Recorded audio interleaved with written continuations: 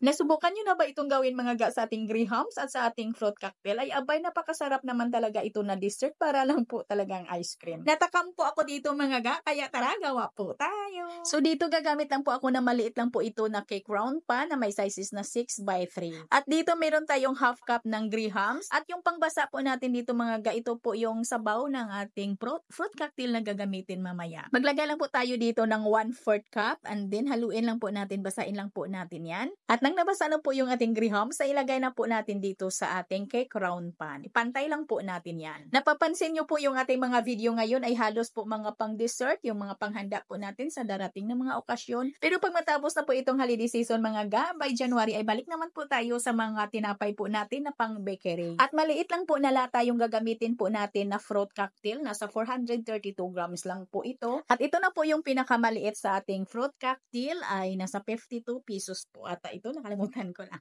At dito gagamit lang po ako ng 200 ml ng Carnation Creamer at kailangan ito mga ga ay naka-chilled po ito. Kailangan na bago po natin ito gamitin ay nakalagay na po ito sa ating chiller. Napapansin po ninyo parang nagtutubig yung ating creamer kasi ay sa pinaka-freezer po ito nilagay. At nang natunaw na, ayun, nagtutubig na. At lagyan natin ito ng mga 3/4 cup ng ating cream densada at ito'y naka-chilled na din.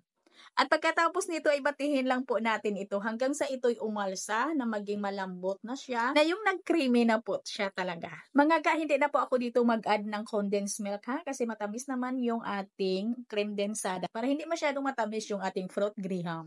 Ayan, ito na po mga ga, soft and creamy na po yung ating cream densada. Kung wala kayong hand mixer mga ga, ay pwede naman itong batihin, gamit lang po yung ating wire whisk. Kaya nga lang medyo matagal din yung pagbati natin bago po natin makuha ang ganitong consistency ng ating creme densada. At pagkatapos ay i-layer lang po natin yan dito sa ating cake round pan. Yung 1 pack po natin na crushed grahams ay hindi po natin dito naubos kasi maliit lang naman yung aking ginamit na molder. At depende na ho yan sa inyo ha kung ano kakapal yung ilagay po niyo dito ng ating cream at yung kakapal din ng ating crushed grahams. Depende din sa inyo kung anong sizes ng molder na gamitin po ninyo.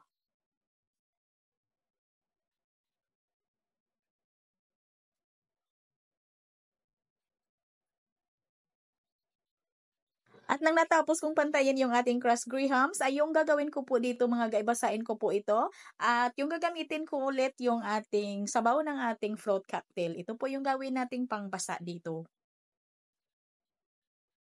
At ilagay na po natin dito lahat yung natira po natin na fruit cocktail dito sa ibabaw. At hindi naubos mga ga yung ating cream, ay meron pa po tayong natira. At nilagyan ko lang po ito ng cherries. At i-chilled po natin ito overnight, pwede ding 6 hours. At abay 4 lang na oras po ito sa ating pinaka-freezer. Ay medyo matigas na siya. Matigas naman siya mga ga. Ay kuhanin na po natin kasi kakain na po tayo.